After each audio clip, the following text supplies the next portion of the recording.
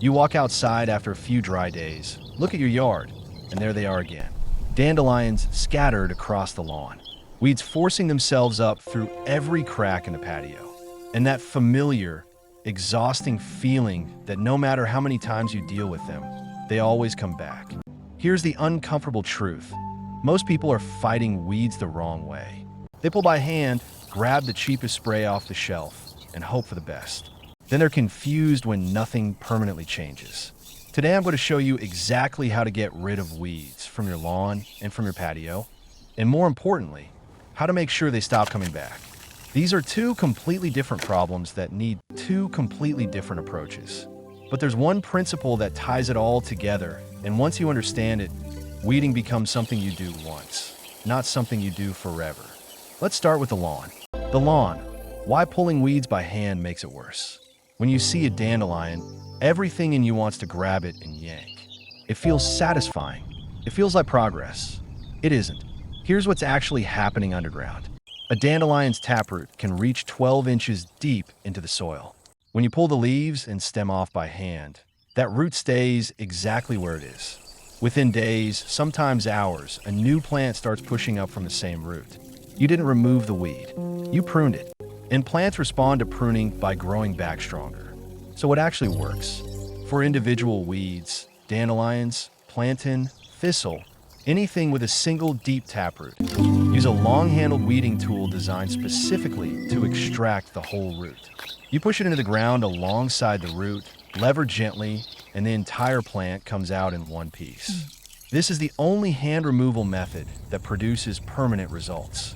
And once you feel a full root come out intact, you'll understand immediately why everything else was temporary. But if you're dealing with a widespread infestation, clover spreading across entire sections, creeping buttercup taking over, weeds that have become genuinely systemic, a hand tool alone won't be enough. You need a selective herbicide.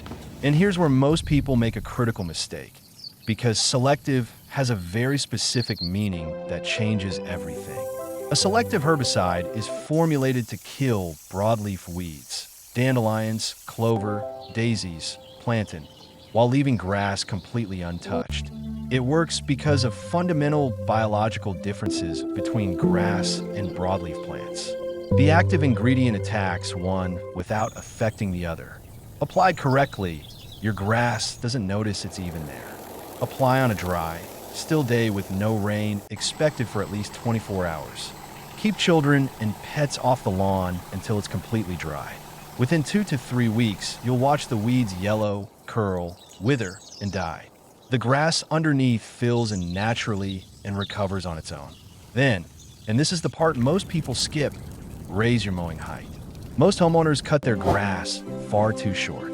When your lawn is maintained at 3 to 4 inches, it becomes thick and dense enough to block sunlight from reaching the soil surface.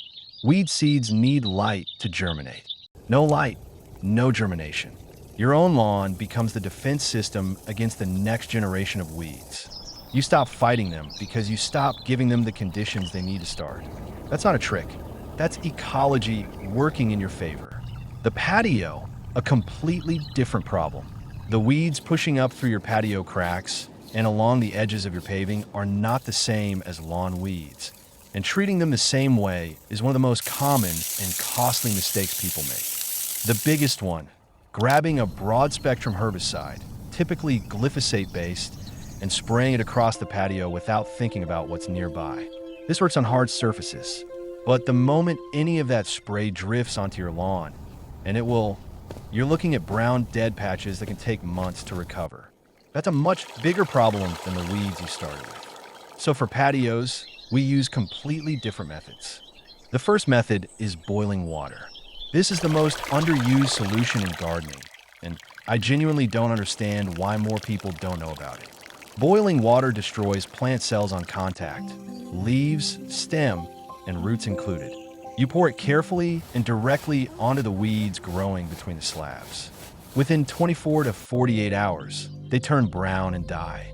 It costs nothing. It leaves zero chemical residue, and it works every single time. The second method is a homemade spray that gardeners have been using quietly for years. Mix white vinegar, table salt, and a small amount of dish soap. The vinegar breaks down the waxy protective coating on the leaves. The salt pulls moisture out of the plant and dehydrates it from the inside. The dish soap helps the mixture adhere to the surface instead of beating off. Spray directly onto patio weeds on a warm, dry day.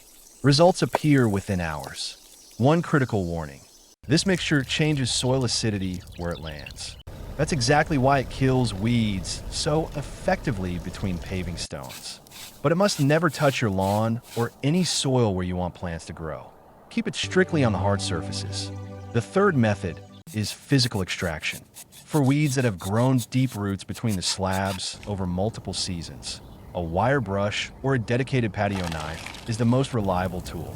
Work along the joints, scrape the roots out completely, clear the debris. If you have a large area to clear, a flame weeder is worth the investment. One pass of the flame kills the plant immediately. No chemicals, no residue, no mess, and significantly faster than any other method for large surfaces.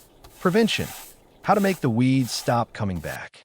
Here is the step that determines whether you're doing this once or doing it again every season. Once your patio is clear, fill the joints.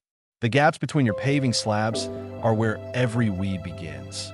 A seed lands, finds loose material, gets the moisture it needs, and establishes roots before you ever notice it. Seal those gaps, and you remove the entry point entirely. Use kiln-dried sand or polymeric sand. Both are available at any building supply store or garden center. Brush it firmly into the joints until they're completely packed.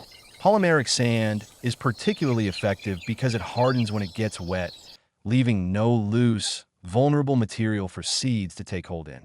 It's an afternoon's work, and it replaces years of repeated weeding.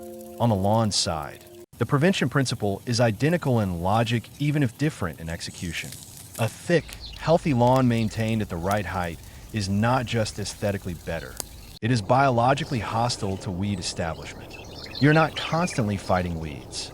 You're building a lawn that fights them for you. Feed the soil. Mow at the right height. Leave the clippings.